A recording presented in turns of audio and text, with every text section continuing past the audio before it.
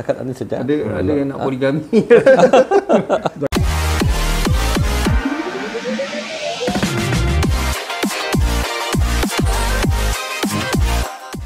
Okey, sebelumnya jangan lupa untuk subscribe, like dan share video ini agar kami dapat menerbitkan lagi video-video yang menarik di episod-episod yang akan datang. Assalamualaikum warahmatullahi wabarakatuh. Salam sejahtera kepada auda anda di luar sana. Terima kasih kerana mengikuti dalam perkembangan program Bual-Bual kita ni pada kali ini, episod ke-9. Jadi apa khabar auda anda di luar sana? Mudah-mudahan sihat walafiat, dan apapun auda anda lakukan di luar sana, mudah-mudahan akan dipermudahkan. Seperti biasa, saya Haji Yunus dan rakan saya Hanidi Mahmud akan mengungsikan menerusi bual-bual kita ini antara topik yang akan kami bincangkan, iaitu salah satu ialah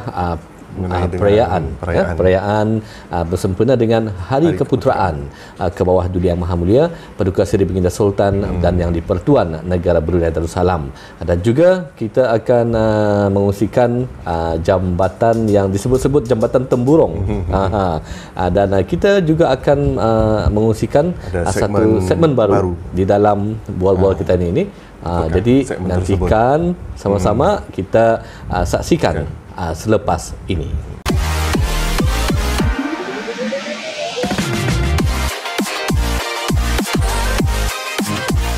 Okey, baiklah, kita ni kembali ke program Bual-Bual kita ni. Episod ke-9. Confused dengan program segmen Bayang-Bayang. Okay, yang seperti mana yang dikatakan oleh rakan saya tadi, kita akan membincangkan berkenaan dengan sambutan perayaan Hari Keputeraan ke bawah Duli Yang Maha Mulia Paduka Seri Baginda Sultan dan Yang di-Pertuan Negara Brunei Darussalam yang ke-74 tahun. Seperti mana yang kita ni ketahui, masa ni sambutan perayaan pun diadakan bermula daripada 15 hari bulan Julai yang lalu. Disediakan petak-petak jualan petak-petak jualan bagi pengusaha tempatan untuk melakukan aktiviti jualan. Dan juga seperti yang dimaklumilah, pada tahun-tahun yang sudah memang agak berbeza dengan tahun ini disebabkan wabak pandemik COVID-19 yang melanda seluruh negara, termasuklah negara Brunei Darussalam. Jadi walau apapun, dalam kita ni sama-sama menyambut hari Keputeraan, perayaan pada setiap malam, memang ada peraturan yang telah pun dikeluarkan dari pihak-pihak tertentu. Jadi mungkin apa antaranya? Di antaranya adalah untuk memasuki ruangan taman tersebut, kita ni haruslah mengadakan temperature check. Temperature check dan juga menggunakan apps BroHealth. BroHealth, Kita ni mestilah men-scan dulu sebelum masuk dan sejurus sebelum keluar. Dan antara tempat-tempat yang diadakan itu jualan tu adalah di dalam taman Semudra Morali Saifuddin di Ibu Negara berdepan dengan Masjid Masjid Umar Saifuddin, dan di tempat letak kereta berhadapan dengan bangunan ala-ala kebesaran diraja dan sebahagian daripada Jalan Priti di Bandar Sebegawan. Jadi mungkin pada auda anda yang sempat turun untuk menghadiri ataupun berkunjung di kawasan-kawasan tersebut, jadi jangan lupa pastikan ikut peraturan. Kalau dapat penjarakan sosial amat ditekankanlah. Jangan berkerumun di satu-satu tempat adalah. Dan memang, kalau boleh pakai mask. Digalakkan pakai mask lah, walaupun macam mana. Tapi suasana masa ni agak macam setiap malam ada cuaca hujan. Cuaca hujan di negara Brunei Darussalam setiap malam saja sudah kita ni memang lepas maghrib tu sudah hujan. Jadi lambat je masa ni. Tapi orang ramai tetap juga masih berkunjung. Kita ni boleh saksikan klip yang kami buat footage semasa kami berjalan memantau keadaan di sekitar. Ya, kami juga menyaksikan keadaan suasana yang berlaku ketika di perayaan ini. Dari sebelah petang hinggalah ke malam. Suasana hujan, tapi orang pun masih ada berkunjung ke di tempat-tempat berjualan. Kita disaksikan.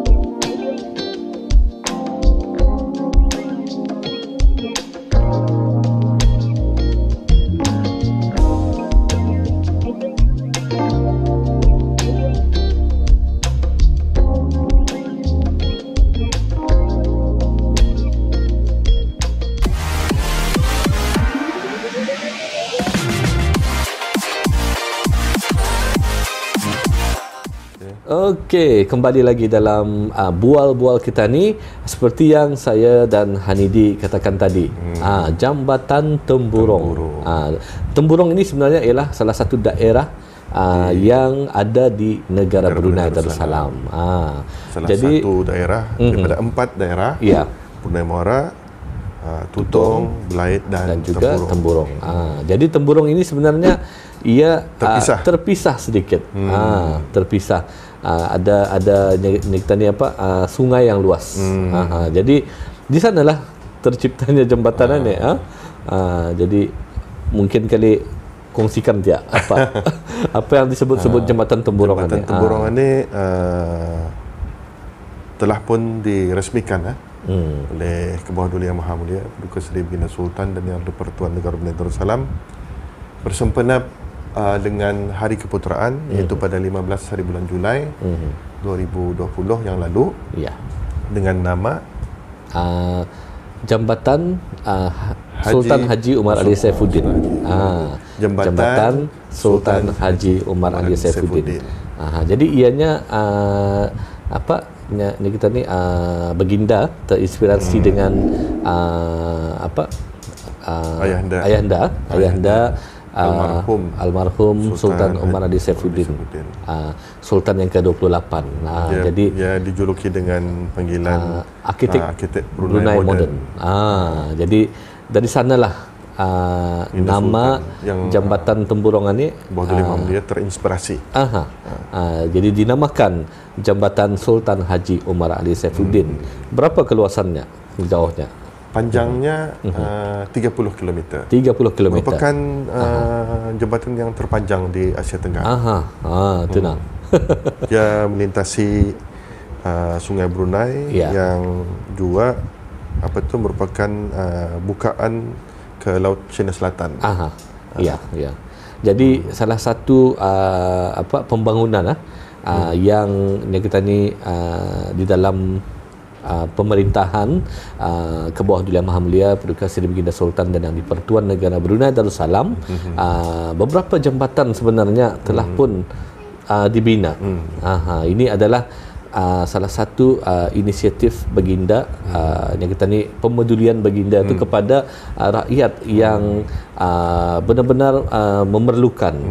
Jambatan ini sebenarnya adalah penghubung antara satu tempat ke satu tempat, ke daerah ini ke daerah sana. Brunei Muara ke Temburong. Dan merupakan keprihatinan ke bawah Duli terhadap rakyatnya, yang mana selama ni kita ni rakyat di daerah Temburong, kalau ia akan ke bandar melalui sungai, melalui apa tu, apa ni orang speedboat, memakan masa dalam 45 minit, sekitar macam tu lah, 45 minit menggunakan speedboat, dan juga melalui sempadan Limbang. Kalau yang menggunakan kenderaan kereta. Tapi jadi, oleh kerana adanya jambatan ini memudahkan lagi. Mungkin lebih apa tu, lebih cepat lah. Lebih cepat. Dan juga ada peraturan yang tertentu. Jangan juga berhenti sesuka hati untuk ambil selfie ke apa. Ini pun membahayakan. Membahayakan. Di apa tu, mula dibuka ataupun khusus dibuka apa tu, kerana pandemik. So kebetulan masa tu pandemik COVID-19 baru yang kita ni menjadi waktu-waktu. Jadi dan sempadan pun kita ni pun ditutup melalui Limbang dan kebetulan juga jambatan itu sudah kita ni hampir siap masa tu. Jadi dibukakanlah bagi mereka yang bertugas masa tu, yang memerlukan khidmat sebagai daripada kemudahan untuk tani berhubung antara daerah Brunei Muara dan Temburong. Dan itu merupakan satu apa tu, keprihatinan tentang isu-isu yang dihadapi oleh masyarakat kami, rakyat kita ni lah. Jadi mungkin barangkali ingin kita ambil sedikit petikan titah ke bawah Duli Yang Maha Mulia Paduka Seri Baginda Sultan dan Yang di-Pertuan Negara Brunei Darussalam.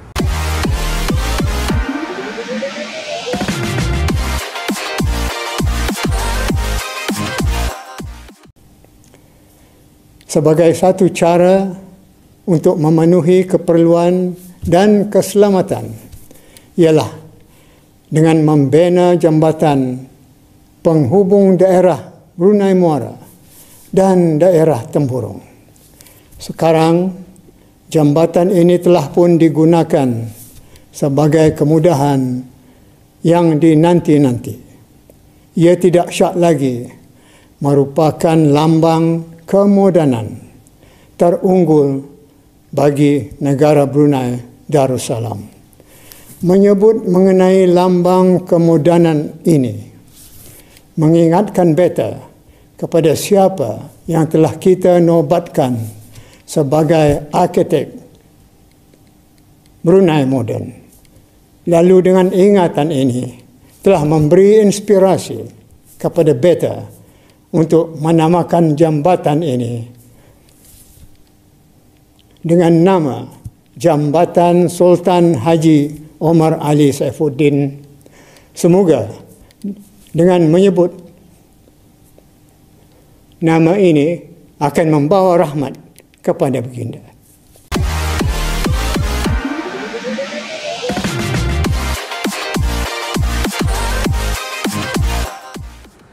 Alhamdulillah, itulah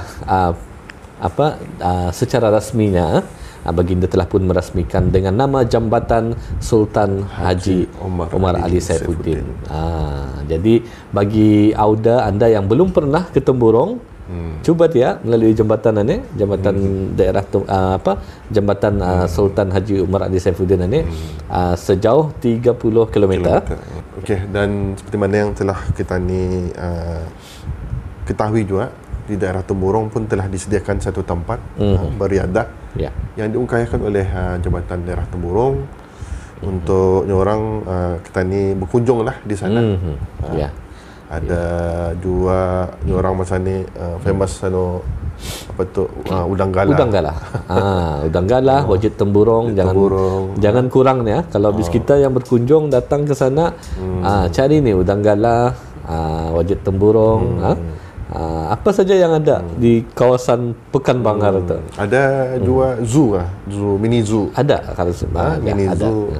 Dan jika bis kita ingin orang berhujung minggu lah di sana, boleh je menginap di sana. Boleh. Ada tempat-tempat penginapan yang disediakan oleh salah satunya pihak kerajaan ada, ya, dan juga pihak swasta, usahawan yang mengendalikan homestay di sana, kerana di sana lebih menarik sebenarnya. Kalau kita ni tinggal atau bermalam, kita ni boleh mendengar suasana nature. Alam semula jadi. Tenang. Kalau mereka yang ingin perlu ketenangan, datanglah ke daerah Temburong. Boleh juga berkunjung di kawasan-kawasan macam Batang Duri. Jadi mungkin itu saja yang kita ni kongsikan tentang Jambatan Sultan Haji Umar Ali Saifuddin, yang sebelum ini dipanggil Jambatan Temburong. Dan seperti yang kita ni janjikan tadi, ada satu segmen baru yang akan kami kongsikan selepas ini. Jadi sebelum itu, bis kita saksikan sedutan inilah sedikit perjalanan Temburong. Perjalanan ke Temburong. Sebelum itu segmen baru ni kita ni akan mengundang juga tetamu. Siapa ni tetamunya? Suspense sikit sikit. Jadi tadi saksikan dulu klipan ni. Saksikan.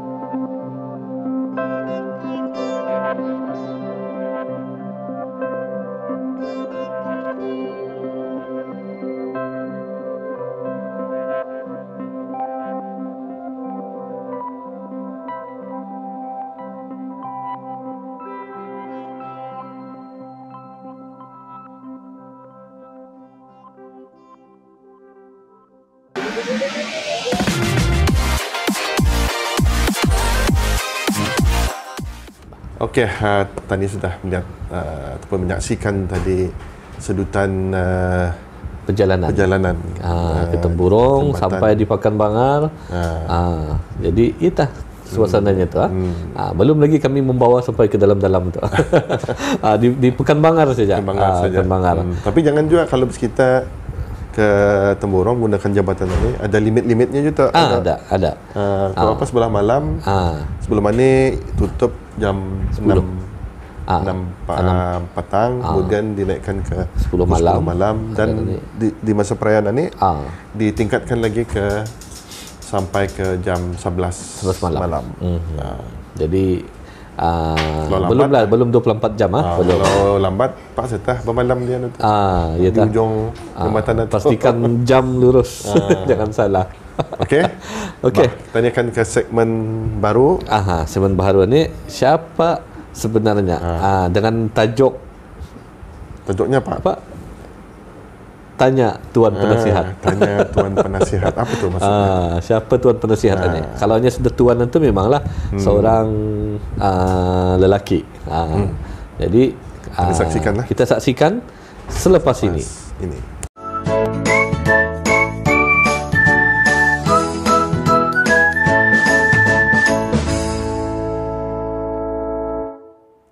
Okey, alhamdulillah. Kalau tadi kita menyentuh tentang perayaan sempena Hari Keputeraan ke bawah Duli Maha Mulia Paduka Seri Baginda Sultan dan Yang di-Pertuan Negara Brunei Darussalam yang ke-74 tahun. Dan juga jambatan yang juga diresmikan baru-baru ini, jambatan Sultan Haji Umar Ali Saifuddin yang dipanggil-panggil Jambatan Temburong. Dan kali ini sudah kami tunaikan tanya apa? Tuan penasihat. Tuan penasihat. Tanya tuan penasihat. Inilah di sebelah kiri saya yang mulia Tuan Muhammad Syahri Zulkifli. Barangkali kita berkenalan dulu sama beliau. Siapakah beliau ini? Apa pengalaman yang kita ni yang sudah dihadapi selama ni ataupun sebagai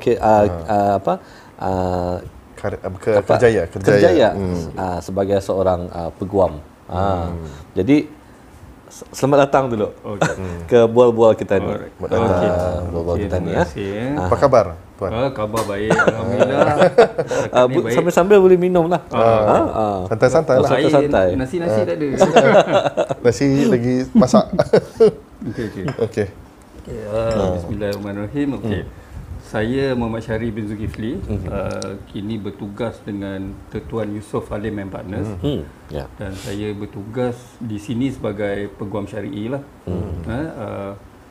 Dan telah bertugas di Brunei ni hampir 20 tahun. Maknanya hampir keseluruhan karier saya sebagai peguam di Brunei. Okey, kalau nak cerita pengalaman, yang banyak pengalaman kena kejar dengan laki orang pun ada, kena pukul pun ada, macam-macam lah. Kena masalah rumah tangga ni macam-macam lah. Ada yang poligami, tak bagi tahu isteri. Jadi benda-benda ni yang kita kena tangani. Kalau nak cerita masalah rumah tangga ni memang banyak lah. Kalau banding dengan 20 tahun dulu dengan sekarang ni, memang banyak perbezaan dia. Sebabnya dengan kebangkitan orang kata media sosial ni, makin banyaklah masalah yang timbul. So dan antara masalahnya skandal, selingkuh. Itu antara masalah yang menyebabkan berlaku masalah rumah tangga. Pergaduhan tiba-tiba sorok isteri tahu. Memang senduk lah ni. Memang lambat laun memang kedapatan lah. Kedapatan. Lepas tu dia bukan saja di pihak suami, isteri pun ada juga yang buat. So maknanya media sosial ni membuka banyak peluang. Kadang-kadang ada, kalau kita guna kebaikan, baiklah. Lepas tu selain selingkuh, salah satu punca. Yang kedua, kegagalan memahami tanggungjawab masing-masing. Antaranya ialah basic daripada segi nafkah. Suami memang kena bagi 3 perkara ni: nafkah, tempat tinggal, makan, minum dan pakaian. Kadang-kadang bila kan sekarang ni isteri pun bekerja, tak macam zaman dulu isteri duduk rumah je. Jadi bila isteri bekerja, kadang-kadang suami dia take advantage lah. Dia isteri kerja, biar dia cari makan sendiri. Jadi diabaikan nafkah ni. Kadang isteri yang bayar sewa rumah dan sebagainya. Yang itu adalah tanggungjawab suami lah. Dan ada juga bila suami ni kadang-kadang dia ada masalah panas baran. Penderaan, maka berlaku penderaan. Selalunya kalau dia terlibat dalam penagihan dadah misalnya. So bila tak ada usin, minta duit dengan isteri tak bagi, apa nampak ni. Tu memang kadang-kadang berlaku. Ataupun kadang-kadang memang dari awal dia memang panas baran. Ada juga. Memang dia sebelum berkahwin memang tak tahulah apa benda kan. Apa masalah dia. Tersampuk ke apa. Tak tahu kan. Boleh jadi kan. Yalah. Kan pergi pokok, pergi kencing mata kan. So boleh jadi dia kena sampuk dengan jin, boleh jadi juga. Tapi memang berlaku. Masalah penderaan tu memang berlaku. Jadi bila berlaku tu maka isteri akan buat laporan polis dan file ke mahkamah untuk dipanggil sekarang ni pembubaran perkahwinan secara darah syar'i. Tu kalau bab penderaan lah. Ada juga yang isu poligami. Poligami dia tak adil. Isteri pertama dapat RM1,000. Isteri kedua RM50, isteri ketiga RM20. Itu pun boleh menyebabkan berlakunya perceraian. Banyak faktor lah sebenarnya yang menyebabkan berlaku masalah rumah tangga. Tapi kadang-kadang pasal masalah tanggungjawab lah. Semua kan. Kadang-kadang masalah keluarga sebelah suami. Kadang-kadang itulah. Sebelah isteri. Keluarga sebelah isteri campur, sebelah suami campur. Sebab itu digalakkan bila berkahwin tu kalau boleh cuba berdikari. Hidup sendiri-sendiri. Dan bila berlaku perceraian maka berlakulah masalah lain pula. Perebutan anak. Terus. Itu antara perkara yang banyak sangat masalah di mahkamah syariah ni. Perebutan anak. Hak lah. Sampai ada berlaku penculikan anak pun ada. Misalnya isteri mendapat hak penjagaan. Sekali dia dapat hak penjagaan tu, dia tak nak bagi langsung suami jumpa. Padahal hak lawatan dibagi. Itu yang menyebabkan kadang-kadang dah hilang pertimbangan, kidnap. Padahal you boleh minta bantuan guaman untuk tulis surat tolong bagi anak ni dalam tempoh 2 minggu ke apa. Jika tidak memberi lagi lawatan, kami akan bawa ke mahkamah misalnya. Itu boleh. Tapi bila bawa undang-undang di tangan sendiri tu yang jadi masalah. Dan kemudian melibatkan polis dan sebagainya. Sedangkan benda ni boleh dibincangkan.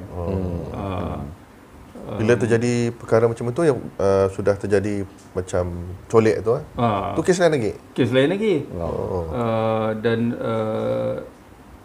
yang orang yang mendapat hak penjagaan akan bawa ke mahkamah. Minta anak tu dipulangkan dan sebagainya. Lepas tu dia tak pulangkan. Sebulan disimpan, raya pun dia tak bagi. Jadi isteri boleh bawa tindakan menghina mahkamah. Bila menghina mahkamah boleh dikomitkan ke penjara. Dan memang pernah berlaku ada pihak yang melanggar perintah mahkamah dikenakan 2 bulan penjara dan sebagainya. Kan sia-sia. Kan jadi masalah. Dan bila dah jadi begitu, kemungkinan akan hilang kerja. Kan? Kenapa mesti langgar undang-undang sedangkan jalan undang-undang tu ada. Itu antara perkara-perkara yang menjadi masalah. Sebenarnya kebanyakan isu ni kalau pihak-pihak dia, yelah, kadang jodoh kita tak tahu. Kadang-kadang banyak cara dia nak berakhir. Kadang-kadang boleh berakhir dengan cara yang baik, kadang-kadang boleh berakhir dengan cara yang buruk. Kalau berakhir dengan cara yang baik, biasanya sebelum berlaku perceraian, okeylah. Terima hakikat jodoh tu dah berakhir. Bincang isu anak macam mana, Bincang baik-baik. Muta'ah. Misalnya, janganlah bila dah bercerai, you tuntut berjuta-juta, muta'ah 3 juta. Padahal orang ni kerja, gaji, kan, gaji 1,000, 1,500. Sekali you tuntut juta. Muta'ah sampai 30 Memang terjadi kah? Memang ada lah. Tapi benda yang tak munasabah. kalau kahwin dah terima hakikat dan tuntut yang munasabah. Sebab jangan kita tuntut tu kita dengan tujuan nak mendera dan sebagainya. Itu masalah. Jadi bila berlaku begitu, ada juga yang okey, ada kes suami enggan menceraikan isteri. Isteri falfasah misalnya pasal suami gagal memberi nafkah sampai 5-6 tahun misalnya. Jadi bicara lama. Bila kita cakap pasal bicara ni, ia akan membuka keburukan. Isteri akan tender, suami akan tender, akan membawa bahan bukti yang begini terhadap isteri, dan isteri akan buat. Jadi kes tu lama. Bila berlaku pihak-pihak membuktikan kes begitu lama, jadi ia akan menyimpan satu dendam. Dan bila dendam, itulah jadi masalah dia. Panjanglah lagi kes. Jadi panjang cerita, lepas tu dan dibawa-bawa anak tu sekali.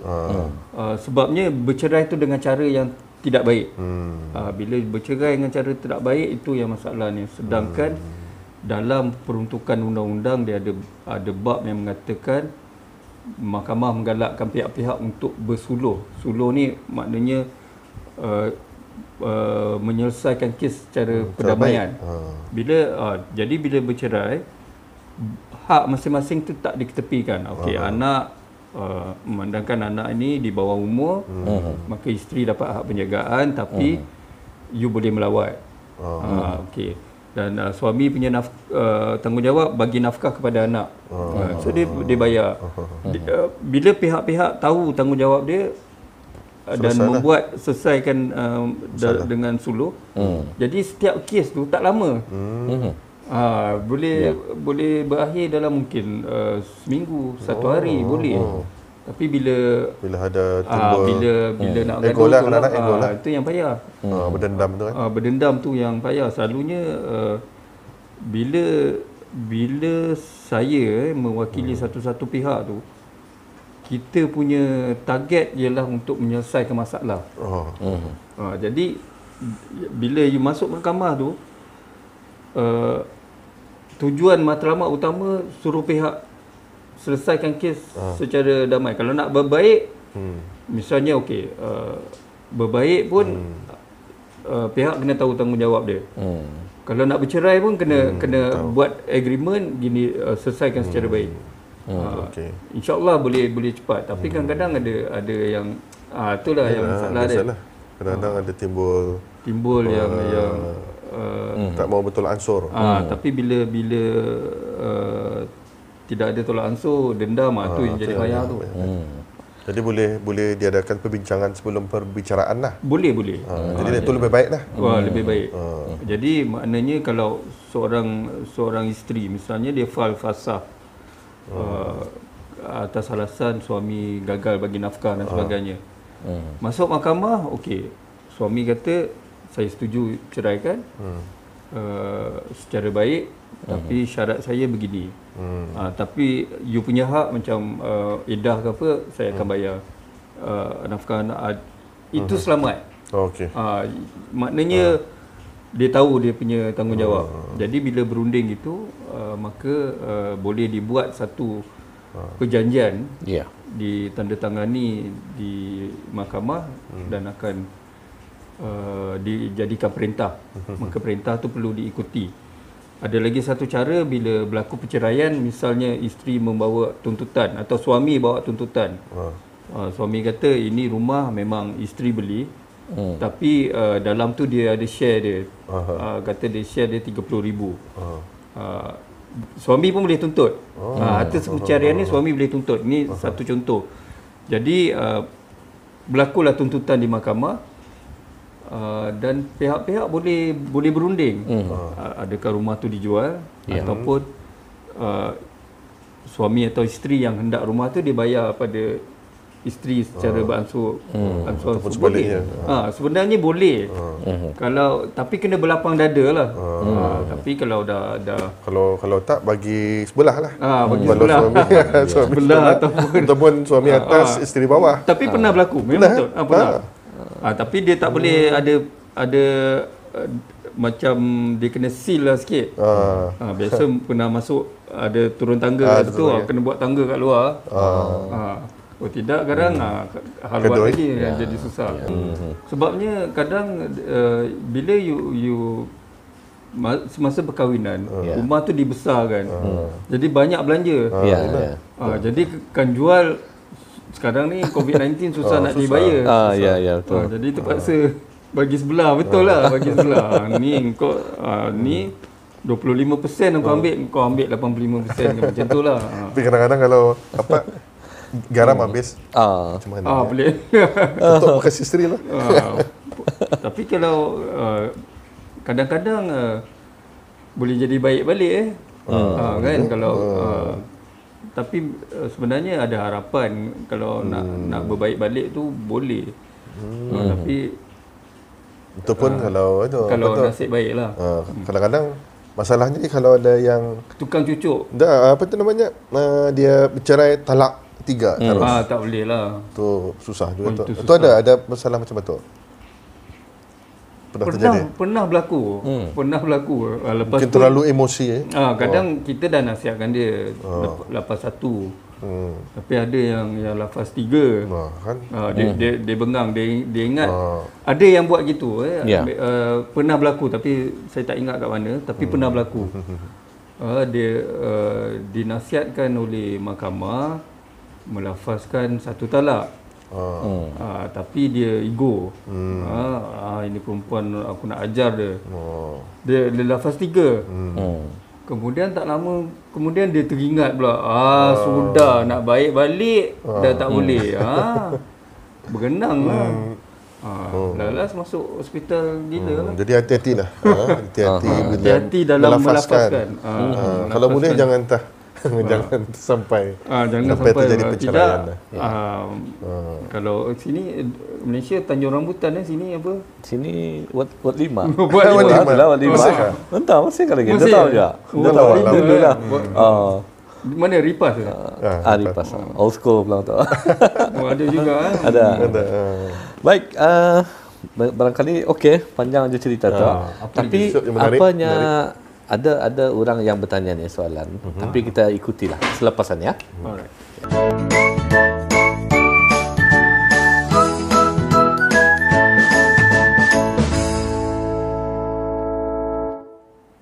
Baik. Kali ini tanya Tuan Penasihat. Ini benar-benar bertanya ni. Okey, ada pertanyaan tuan Okey. Minta pencerahan bagaimana kalau si suami melafazkan cerai melalui teks atau SMS. Adakah sah atau tidaklah? Macam mana? Okey. Dia kalau teks atau WhatsApp dia masih dikira lafaz kinayah. Lafaz kinayah ni ialah lafaz yang berkias.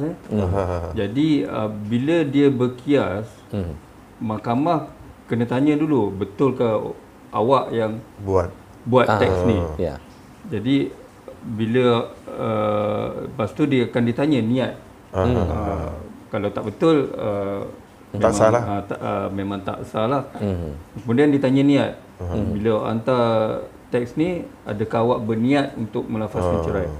Kalau dia kata ya, maka jatuhlah. Kalau indak lah.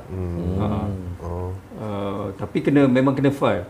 Dia bila suami didapati melafazkan talak, sama ada talak macam tadi tu talak melalui teks ataupun dia lafaz, isteri hendaklah filekan kes di mahkamah. Dia bab pengesahan lafaz cerai ni, kalau tidak silap saya, bawah Akta Undang-Undang Keluarga Islam Penggal 217 tu bab 55. Maknanya bila dia dengar lafaz tu, dia kena file. Sebabnya kita takut berapa kali dia lafaz. Kalau dah 3 memang tak boleh bersama. Kadang-kadang disenyapkan saja kan. Tu bahaya tu. Daripada segi hukum syarak bahaya, daripada segi undang-undang pun bahaya. Apakah mesti ada saksi yang waktu dia melafazkan? Kadang-kadang bergaduh antara suami isteri. Suami melafazkan talak. Talak dia talak yang soreh, talak yang jelas. Tapi dia tak mengaku. Tak ada saksi. Dia kena angkat sumpah. Tapi itulah kadang-kadang ada orang sanggup berbohong. Itu yang jadi masalah. Jadi yang pokok pangkalnya mesti dibawa ke mahkamah. Itu dia berbohong tu dia dengan Tuhan lah. Tapi kena bawa. Tapi kalau ada saksi lagi senang lah. Memang saksi kata memang saya dengar dia lafaz gitu, memang jatuh lah. Ataupun dia mengaku memang saya lafazkan. Dan talak sore ni macam aku ceraikan kau. Dan mahkamah akan tanya, awak lafazkan tu pada siapa? Pada dia, isteri. Maka jatuh lah. Yang tu memang tak perlu lagi pada interpretasi lagi. Kalau kinayah ni macam kalau kau keluar daripada rumah, kita tidak ada apa-apa hubungan. Itu tak clear kan? Jadi mahkamah akan tanya niat. Adakah niat awak ni untuk menakutkan isteri? Misalnya kalau dia nak larang isteri dia pregnant misalnya. Jadi dia nak takutkan isteri dia, kau bawa kereta, maka kita tak kawan lagi. Jadi, yang baliklah. Jadi dia file, mahkamah akan tanya, adakah niat cerai ke atau niat nak takutkan bini ke apa ke? Kalau dia kata itu niat saya supaya dia tak pandu kereta bahaya. Jadi tak jatuh talak. Kalau macam ni tuan, kalau macam misalnya dia bergaduh, dia berdua lah lelaki isteri, kemudian melafazkan, kalau macam tu aku ceraikan kau, macam tu. Tapi lama-lama kan kadang-kadang kalau gaduh suami isteri ni kadang-kadang dia boleh pukul balik. Sorry saya minta maaf. Dia kalau macam marah, tu emosi. Kalau dia marah tu dia kena tengok juga tahap marah dia. Adakah marah dia tu sehingga dia tak sedar apa yang dia cakap, itu mungkin tak jatuh talak, tapi masih kena ditentukan oleh mahkamah. Cuma kalau dia melafazkan tu dia masih sedar, kemungkinan akan disabitkan juga cerai tu. Tapi kalau macam dia kan settle, tapi dia kalau dia kata kalau tu masih kinayah lagi. Kalau macam kan mereka berdua, jadi suami melafazkan tapi dia settle, yang si isteri tak melaporkan. Itu macam mana? Pernah terjadi kan macam dia rujuk ni dia kena lafaz juga. Tapi lebih baik dibawa ke mahkamah. Kalau ragulah, takut bilangan dia ada sijil talak, dia ada juga sijil rujuk kan, dia ada. So sebab tu dia ada bahagian perkahwinan, rujuk dan cerai. So maknanya rujuk pun dia register juga. Mungkin hari ni dia lafaz, lepas tu dia rujuk pun kena bawa kepada bahagian pendaftaran. Sebab kita nak tahu bilangan tu. Bahaya tu, main-main talak ni bahaya. Kadang-kadang orang suka main kan. Macam biasalah kadang-kadang sikit-sikit kan. Marah je lafaz. Marah habis.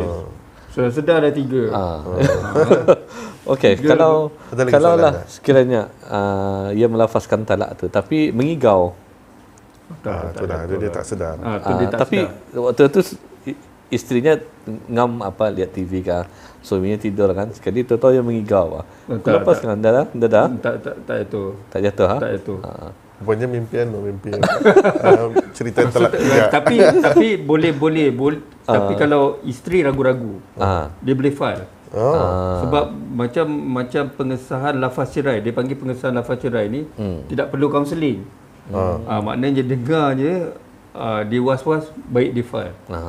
Biar mahkamah tentukan.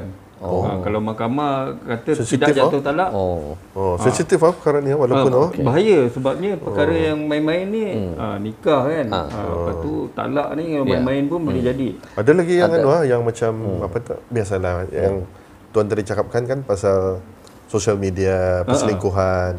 Dia kadang-kadang bercerita dengan selingkuhnya ni lah. Saya dah bercerai.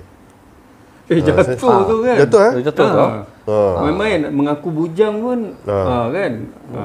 Melainkan kalau nama dia memang bujang. Nama saya Bujang. Ada saya kawan Bujang. nama ada saya ada kawan nama apa ni Bujang di Rantau. Dia kata aku Bujang. Nama dia memang nama dia Bujang. Itu tak apalah. Itu tak apa. Dia Tapi selamanya kalau dia dah kahwin, dia kata dia bujang tu bahaya. jadi boleh jadi jatuh talak. Tapi kalau isteri tahu, isteri tak tahu tak apalah. Kan kalau isteri tahu dia kena report. Tapi suami main-main lafaz gitu boleh jadi jatuh talak. Dia bercerita arah orang. Tapi kalau macam satu lakonan, contohlah dalam satu lakonan, satu babak, dia menceraikan, tapi dia berlakon dengan isteri dia boleh jatuh. Boleh jatuh. Tapi kalau dia berlakon dengan isteri, tapi isteri tu sebagai punya kakak, contohlah dia berlakon, contoh dia dengan dalam lakonan dia ada isteri yang dalam lakonan, tapi ada isinya sedang ada ataupun sedang hadir. Macam mana? Dia kalau gitu dia tertakluk kepada niat tu sebenarnya.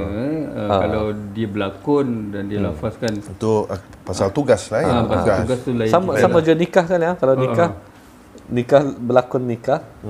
Jadi kan saksi tapi itu nama bukan nama sebenar. Tapi kalau nama bandar dipakai, tu nikah. Itu nikah. Kalau dah bapak dia sendiri yang begitu memang adalah. Sebab benda-benda macam ni tak boleh buat main-main. Tapi kalau lakonan karakter tu tu lain cerita lah. Kalau dapat dielakkan lah. Kalau boleh lah, jangan lah pergi panggil pula bini pergi berlakon betul sebab lafaz memang lah kan. Bahaya. Tapi kalau boleh benda-benda macam ni memang kena rujuk kepada pihak yang berkenaan lah.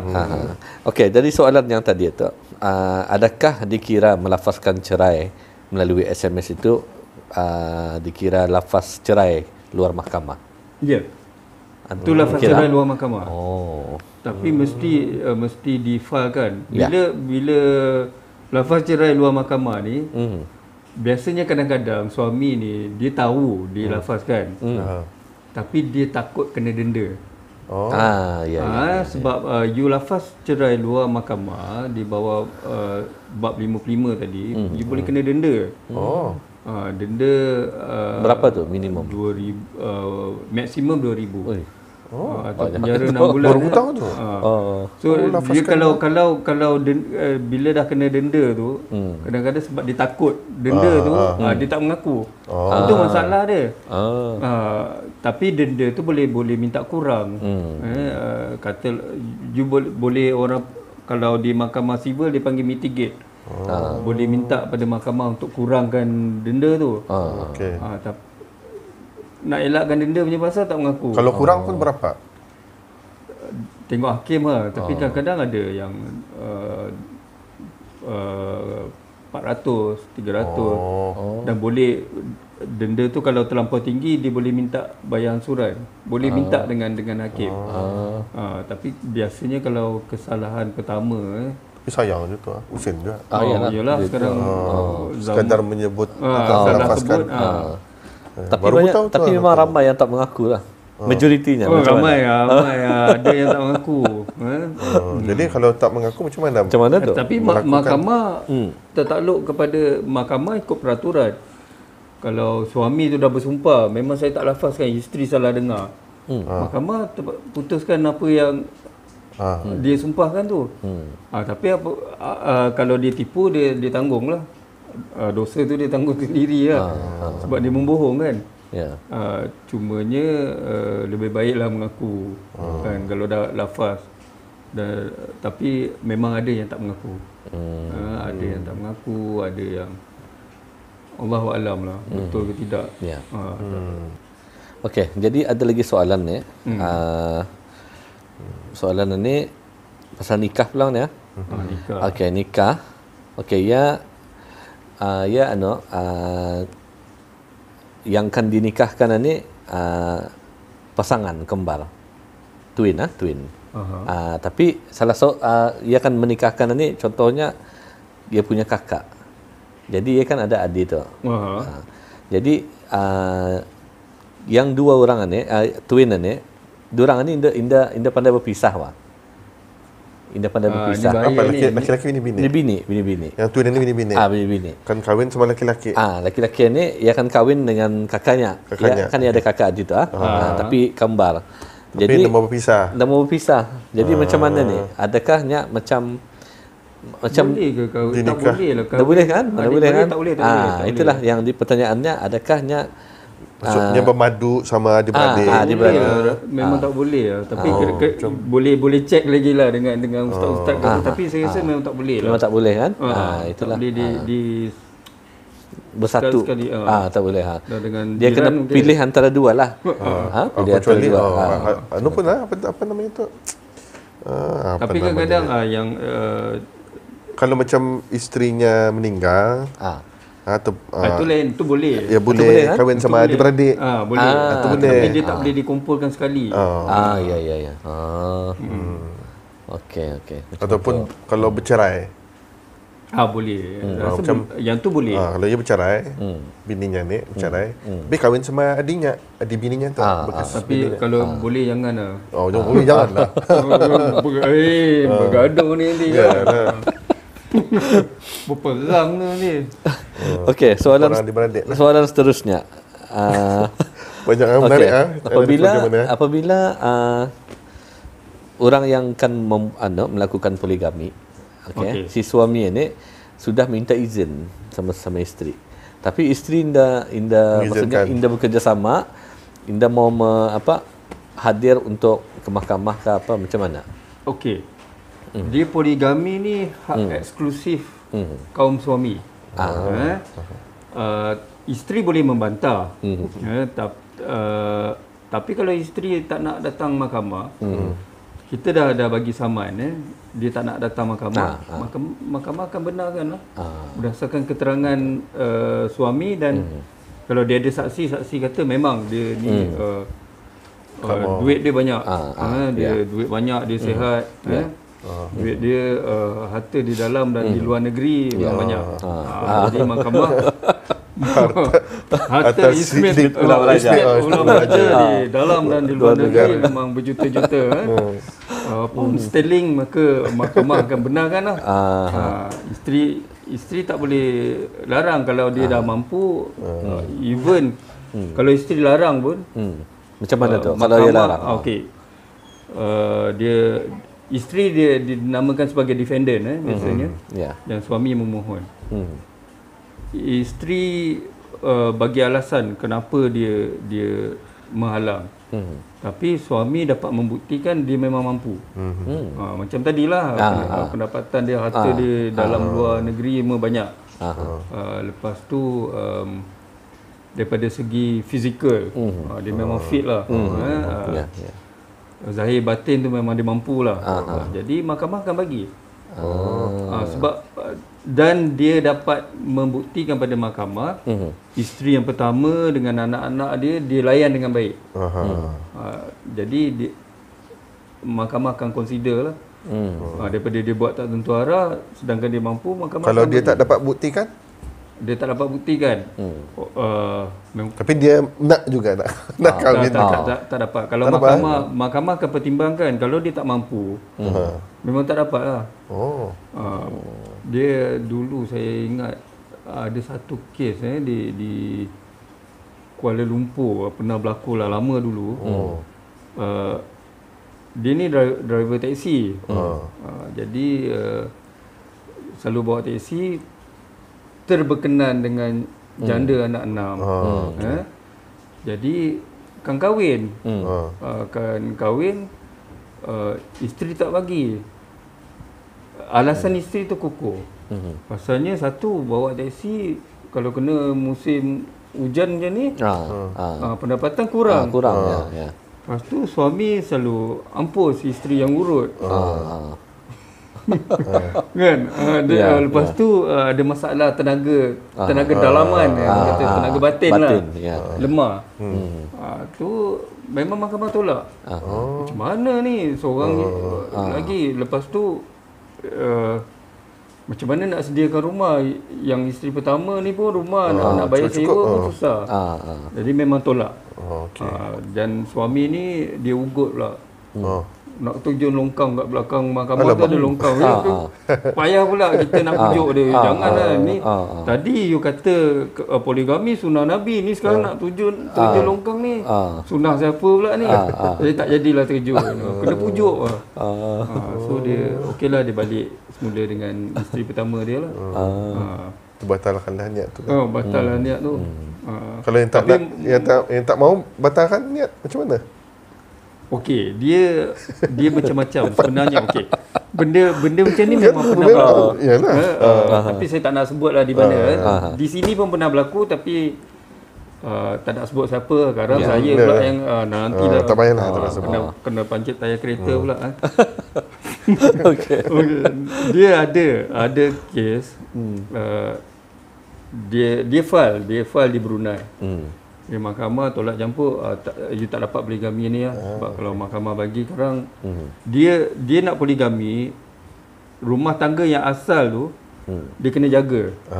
Kalau perkahwinan yang kedua dia menyebabkan rumah tangga dia yang pertama ni kacau bilau, mahkamah tak bagi. Jadi dia tak puas hati, dia kahwin luar negeri. Dia pergi ke Indonesia, ke Thailand ke KK ke, dia boleh kahwin. Jadi dia sahlah perkahwinan tu, sebab kalau dah dua mahalah dan orang yang dia nak kahwin tu janda, dia tak perlu minta izin lagi. So dapat balik Brunei, dia filekan pengesahan nikah. Mahkamah tengoklah cukup rukun semua, sahlah perkahwinan. Okey. Cumanya dia akan berhadapan dengan dua kesalahan. Perkahwinan tanpa kebenaran, poligami tanpa kebenaran.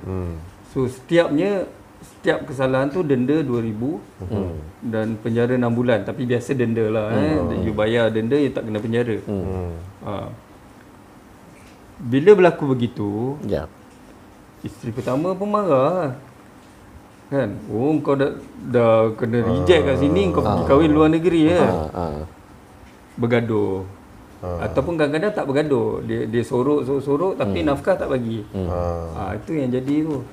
So isteri pun file tak adil dalam poligami. Dia bawa bab 44 darah syar'i jugalah.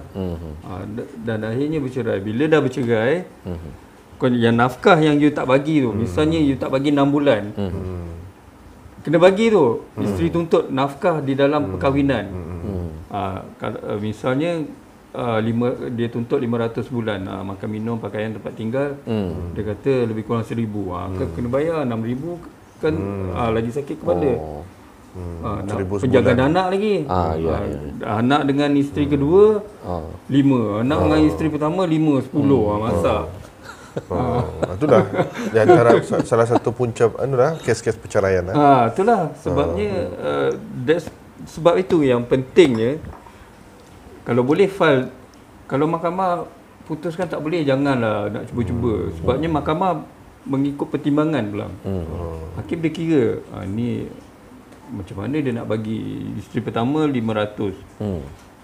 Ataupun isteri pertama dia tulis, isteri pertama 1,000, isteri kedua 1,000 nak bagi nafkah. Anak 200 orang. Berapa tu? Tapi gaji dia 1,500. Memang mahkamah tak bagi, itulah. Jadi kadang-kadang memang ada yang lari, kebanyakannya buat gitu. Tapi COVID-19 ni dah tak boleh keluar. Jadi barangkali apa yang telah pun diterangkan sebentar tadi, itu kita ni ambil iktibar, kita ni ambil pengajarannya, dan panjang lagi masa sebenarnya kan tadi bincangkan. Ini perbincangan santai lah. Tapi kalau yang bab-bab yang macam hukum syarak tu, cek jugalah dengan ustaz-ustaz ke, dengan mufti ke. Tapi rujuk lah. Boleh rujuk dengan pihak yang ni lah. Dari segi hukumnya apa macam mana. Jadi barangkali setakat ini saja. Ada yang nak poligami. Jangan cuba sekarang mewakilkan orang ramai. Orang minum air kan, minum gelas ni. Jadi bagi para wanita di luar sana mungkin sensitif ni mendengar poligami. Tapi walau macam mana pun ianya salah satu apa tadi dipanggil hak eksklusif orang suami dia suami yang boleh poligami, isteri tak boleh. So sebab tu dia katakan hak eksklusif orang lelaki lah. Eksklusif tapi kena ikut kemampuan kena ada perlu syarat-syarat tertentu. Ada syarat dia kan. Kena perlu difahami lah. Fahami. Memang kalaulah kami duduk di situasi wanita, memang kami faham. Kaum lelaki memang faham. Tapi memang itu sudah special lah daripada diberikanlah kepada kaum lelaki. Jadi mungkin sebelum kita nak cakap apa pasal dia punya special dia tu nantilah minggu depan. Jadi mungkin ada yang kita ni sebarang pertanyaan boleh je terus kepada Tuan Syahri. Jadi mungkin boleh barangkali bagi email ke atau macam mana? Boleh pula mana tahu ada yang kita ni ada yang perlu khidmat tuan untuk mana tahulah yang menyaksikan pada masa ini sedang mencari siapa untuk melantik seorang peguam. Okey. Ataupun boleh juga nak tanya-tanya pun boleh. Kalau kita akan bertanya-tanya untuk segmen ini di episod yang akan datang, boleh mengemailkan terus ke adiolsp@gmail.com. Nanti akan kami kongsikan. Ada tertera tu. Dan nanti juga kami akan menyertakan juga email Tuan untuk ataupun kami boleh menyampaikan nanti soalan-soalan itu. Jadi sebagai penutup, terima kasih kepada Tuan. Apa tajuk? Syahri. Tanya apa? Tuan Penasihat. Tanya Tuan Penasihat. Jadi banyak lagi yang bis kita ataupun auda anda di luar sana ingin bertanya. Jadi boleh email yang tertera tadi. Jadi setakat sini saja tadi kongsikan. Terima kasih atas perkongsiannya. Perkongsian yang sangat menarik. Yang tadi tahu jadi tahu. Ini memang santai je lah. Tapi kalau nak serius, hari-hari pun serius, boleh kena darah tinggi juga. Stres. Kerja saya kat mahkamah dah serius, malam serius, siang malam serius, tak boleh. Jadi hidup pun mengigau. Okey, jadi kita ni tutup. Tutup. Saya Haji Yunus dan juga rakan saya Ani Haji Mahmud. Jadi kami Syahri Zulkifli. Terima kasihlah kerana menjemput saya kat sini. Sama-sama. Jadi jumpa lagi di lain kesempatan menerusi Bual-Bual kita ni seterusnya. Jadi kami ucapkan Assalamualaikum warahmatullahi wabarakatuh. Salam sejahtera dan sampai jumpa lagi. Salam hormat.